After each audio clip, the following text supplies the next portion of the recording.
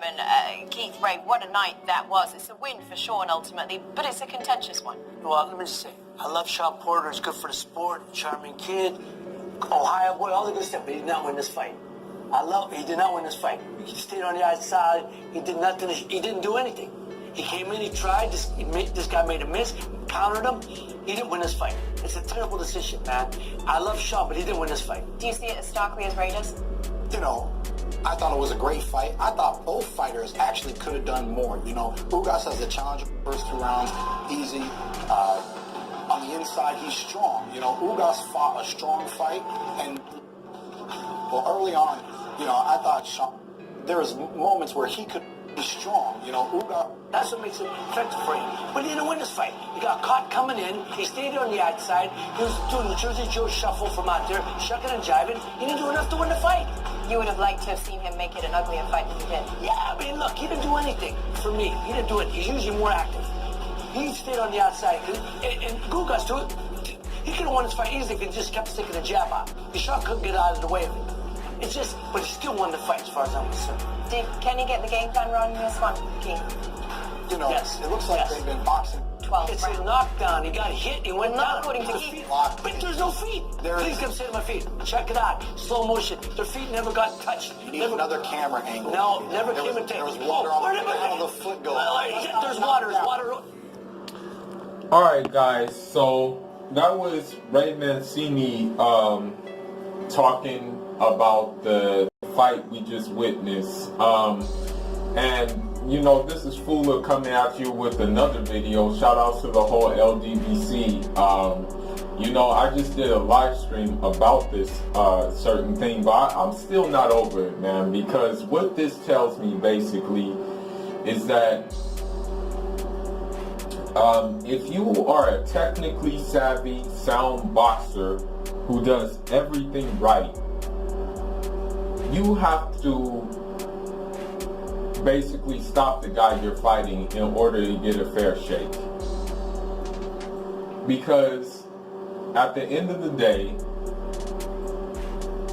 I don't think good boxing wins anymore. I don't think it does. Because from what I saw in this fight, and you can go back to the live stream, I will say yes, it was a closely contested fight. I will say it was a close fight. But again, I had this fight 113 going to Sean Porter and 115 going to Ugas. Basically, I had it 7 rounds for Ugas, 5 for Sean Porter. There were some close rounds in which you can give like some swing rounds. But I think that Ugas, the fact that he was dictating the pace of the fight, that you have no choice but to give it to Ugas. If you were supposed to make a decision, Ugas dictated the pace of the fight. You know, I mean, the thing that Ugas did so well was he also gauged distance as of the fight. You know, it seemed like that basically he it basically seemed like that he wanted Sean Porter to come in, you know, on him. He wanted that for him to do it. But Sean Porter did not want to come in. You know, he knew what was going to happen if he came in. So, you know, with this being said, you know, Mikey Garcia Earl Spence has to starch Mikey Garcia. I mean, what I would like to see him do is box maybe in the beginning of the fight, but at the end he has to go to Earl Spence vicious savage mode and really get him out of there, because if this fight does go to 12 rounds, I'm sorry, they may not give it to him. They just may not give it to him.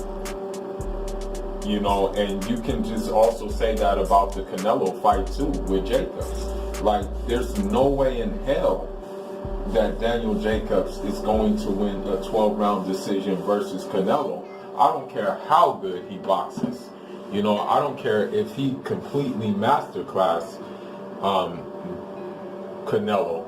He cannot win a 12-round decision with him, because the judges already are going to have it out for Canelo. So he has to stop Canelo, which is going to be very difficult to do. I don't think he can do it. I don't think he's built like that to stop Canelo. I mean, I can look in the press conference and tell that that he's not built to stop Canelo. But here's what I will say about this situation. You know, we see it, unfortunately, with these Cuban fighters because, again, these Cuban fighters learn how to box. That's the thing about the Cuban style, is it's boxing. That's what it is. It's boxing. And unfortunately, people do not want to see boxing. They want to see people get their heads knocked off and things like that. They don't want to see boxing. And, you know, for me, you know, like me being a practitioner of boxing myself and, you know, really doing it, you know, I really does this and really learn from the Cuban school. You basically have to, like, now make a plate of gumbo. You have to, like, in order to, like, really get decisions and in order to put, like, be a name, you have to, like, pretty much be a jack of all trades. You can no longer just be a boxer. You have to be now a banger. You have to be now a brawler. You have to now have everything, because just boxing is not going to be good enough anymore. But I guarantee you, if he had the complexion for the protection, guess what? I guarantee you they would have probably gave him the decision. You know, but the thing that let Ugas down, I'm sorry, was his nationality. And I agree, there were points in the fight that he could have did more. But I just really think that, you know, there's some political things behind it. Because at the end of the day, you know, although sports and politics shouldn't mix, it does. And the fact of the matter is, Cuba has still maintained its sovereignty. You know, I guarantee you, if Cuba was like a commonwealth, like Puerto Rico or something like that, they probably would have gave him the decision. You know, they probably would have. He probably would have got the nod. But you know, at the end of the day, it is what it is, man. Shout out to Ugas. You know, he stepped up, and for me, he did what he had to do, man. He did what he had. He neutralized Sean Porter, basically. At the end of the day, you know, for me, he fought a good fight. Yeah, I guess there were points in the fight he could have been a little bit more aggressive and could have put his foot on the gas, but I think he did enough body work in order to get the victory, you know. And you heard Ray Mancini say this. He's very upset, you know. So, you know, I just wanted to make a short video just to say that, you know, if you're a boxer, man, that, you know, a technically sound style may not be enough anymore for these judges. You know, they may take anything now that involves throwing a flurry of punches, but not necessarily landing. You know, because this is what I'm seeing right now. Because Sean Porter was missing a lot, even when Ugas stood in the pocket and was fighting at a close distance, you know. But that's it.